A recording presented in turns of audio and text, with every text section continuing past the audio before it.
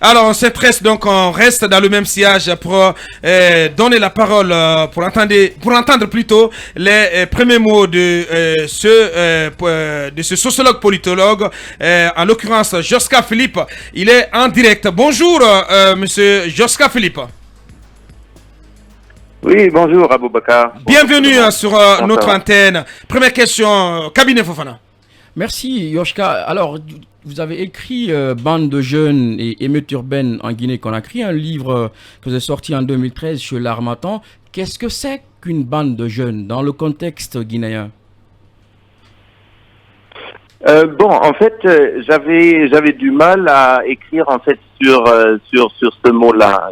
Finalement, c'est ce que je voulais décrire, c'est ce qu'on appelle toujours en Guinée les staffs, les clans et les gangs. Et en fait, les différentes préoccupations, c'est-à-dire ça dépend où on commence. Mais ce sont des jeunes qui sont assez organisés et dont la culture du rap a beaucoup fait d'influence. Et c'est un milieu qui commence dans les années 90 à Conakry. Donc vous dites d'ailleurs que les jeunes, vous définissez l'axe comme étant une organisation sociale et vous dites aussi, vous analysez la question des mobilisations à l'aune en fait d'une économie politique de la contestation. Oui, je dirais que même avant, c'est-à-dire ce qu'on appelle souvent l'instrumentalisation ou l'économisation du politique, il y a une autre histoire à raconter. Et ça, c'est vraiment de l'année 98 avec Capo Rai qui déclenche un peu le premier grand conflit à Conakry entre les forces de sécurité et les habitants de Capo Rai ou de Koloma, où beaucoup de bâtiments sont rasés. Et ce qui politise une zone qui, après, est vraiment dépourvue de services de l'État et où la population se sent extrêmement marginalisée sur beaucoup de plans. Et donc, ironiquement, c'est aussi l'année où Alpha Condé a été arrêté et si on s'appelle des groupes de rap comme les Kill Points, c'est là où le rap aussi devient assez politique en Guinée pour la première fois.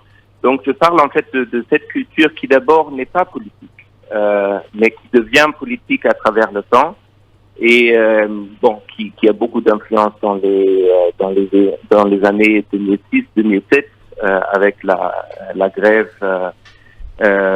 qui déclenche un peu le début de la fin du régime de Lansana Conté. Et après, c'est après en fait que les politiques ont vu en quelque sorte la force de la rue, et c'est là où commence un peu ce qu'on appelle souvent l'instrumentalisation, un concept que je partage pas à 100%, parce que je crois qu'il faut toujours aussi être clair sur le fait que il y a des manifestations qui viennent des jeunes eux-mêmes, qui ne sont pas juste, les jeunes ne sont pas juste des instruments des politiques. Ça, c'est important à dire. Bien. Et bien, qu'est-ce qui explique l'engagement et la ténacité de ces jeunes le long de l'axe Amdalaï, Bambeto, Koza, malgré la répression qui les vise, donc qui les cible depuis 20 ans. Et c'est l'autre question que nous allons poser à monsieur Joska Philippe, donc qui va revenir avec son accord bien entendu, qui va revenir sur notre antenne dans la troisième et dernière partie de Mirador. Pour l'heure, nous marquons une pause pour nos conseils achats. On revient pour continuer Mirador. Joska Philippe, sociologue politologue à l'université de Beyrouth en Allemagne, auteur, il faut le rappeler, de Bande de jeunes et émeutes urbaines en Guinée-Conakry. De retour sur Film FM et dans Mirador, Talibé Barry.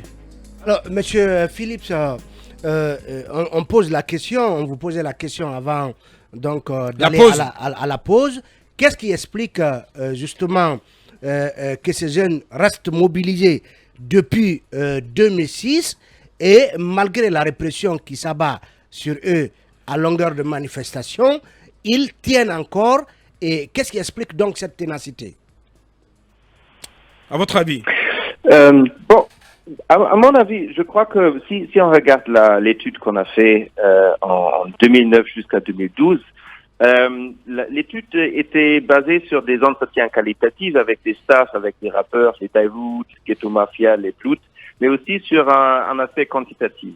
Et là, il y a quelques chiffres, je crois, qui peuvent expliquer ce que vous avez demandé.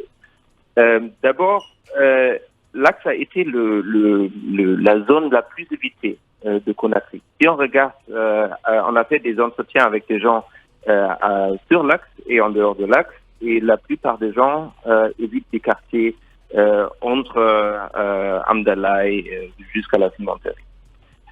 Après, le mécontentement sur l'axe est beaucoup plus grand qu'en dehors de l'axe. 80% de ceux qui ont répondu à notre questionnaire sur l'axe, ils ont dit qu'ils étaient mécontents avec leur vie à Conakry, comparé à 47% dans d'autres quartiers ou d'autres communes. Ouais. Et puis, ce qui est assez intéressant, c'est aussi la perception de la jeunesse. Tandis qu'il y a une perception assez négative des jeunes dans d'autres communes, sur l'axe, la plupart des gens voient la jeunesse en tant que victime. Et cet aspect-là, cette victimisation ou cette identité de victime, de se sentir marginalisé, pour moi, c'est ça la plus grande raison. Pour les jeunes de l'axe, en gros, pour faire simple, tout est contre eux. Son espace est marginalisé à Conakry. Son peuple est marginalisé en Guinée. Son âge, la jeunesse est marginalisée. Économiquement, ils sont marginalisés. Donc, si j'entends que c'est surtout une raison ethnique, par exemple, je réponds toujours qu'à mon avis, c'est faux. Il faut mettre en compte tous ces différents facteurs, et le sentiment de marginalisation, c'est ça ce qui pousse cette jeunesse à répondre à ce qu'ils voient comme coupable. Et c'est le gouvernement de Lansana Conté, c'est le gouvernement de Dadis, c'est le gouvernement d'Alpha Condé, et maintenant c'est le CNRD. Bien, peut-être dernière question avec vous, Mohamed Kaba. Alors, mon cher Philippot, vous avez mené cette étude sur l'axe Bambeto Amdalaï Koza. Est-ce que vous avez aussi pensé à mener la même étude sur l'autoroute pour mieux comprendre pourquoi l'autoroute ne bouge jamais? Bon, on a fait effectivement un travail comparatif, mais pas surtout sur l'autoroute. C'est-à-dire, on a ciblé à peu près toutes les communes. Donc, on a fait des entretiens dans toutes les communes pour voir effectivement la différence. Mais on n'a pas ciblé l'autoroute en tant qu'espace spécifique. Il faut rappeler que moi j'étais simple étudiant en master à l'époque aussi, donc mes moyens étaient un peu limités. D'accord. Bien, il ne reste plus qu'à vous dire merci à M. Oscar Philippe, je rappelle, sociologue, politologue. Il était en direct dans Mirador. Merci d'avoir répondu à notre invitation, Philippe. Merci beaucoup pour l'invitation et bon courage. Merci vraiment. Merci sincèrement. Donc, c'était Yoska Phillips, donc sociologue, politologue, qui répondait à nos questions. Cabinet, un commentaire vite fait. Bien, on comprend dans l'analyse de Yoshka que la protestation qui est souvent sur l'axe n'est pas seulement le fait d'un pouvoir, que cela a été à peu près la même chose depuis 2006. Il rappelait que 2006 est une date charnière dans les mouvements de contestation politique en Guinée, parce qu'il faut rappeler qu'en 2007, pour une fois, les syndicats s'étaient organisés et qui avaient donc demandé des revendications qui étaient plus politiques que syndicales, et cela a constitué un fait important dans les actions de mobilisation. Et donc, depuis 2006, ces jeunes qui se lèvent contre les pouvoirs, donc c'est pas ils restent mobilisés, ils restent debout. Ils restent debout.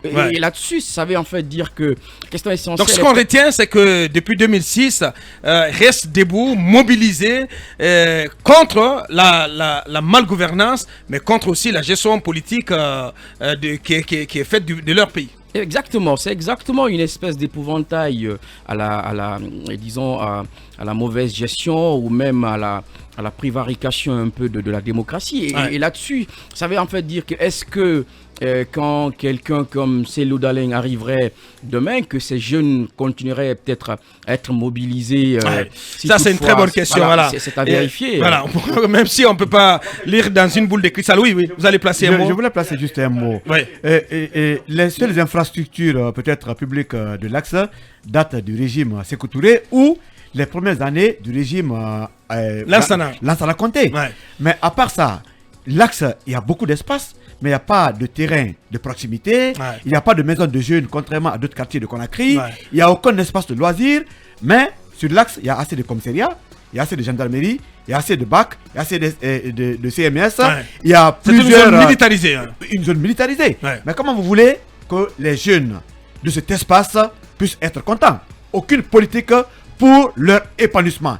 Donc, moi, je pense que ce sont, en tout cas nos dirigeants, c'est notre État qui a rendu ces jeunes démons. Ils ne le sont pas. Le combat qu'ils font, M. Philips l'a dit, c'est pratiquement le réflexe de la plupart des jeunes Guinéens. Bien. Mais à l'axe, ils sont concrets, ils ne sont pas peut-être hypocrites. Ils agissent selon leurs pensées. Sinon, c'est un mal commun. Mais eux, ils décident de combattre le mal. De porter ce combat. Voilà ce qu'on pouvait dire sur ce sujet. Voilà, je suis désolé parce qu'on doit recevoir notre invité. Voilà, je suis désolé pour toi, combat. Allez, Mirador, continue, on avance.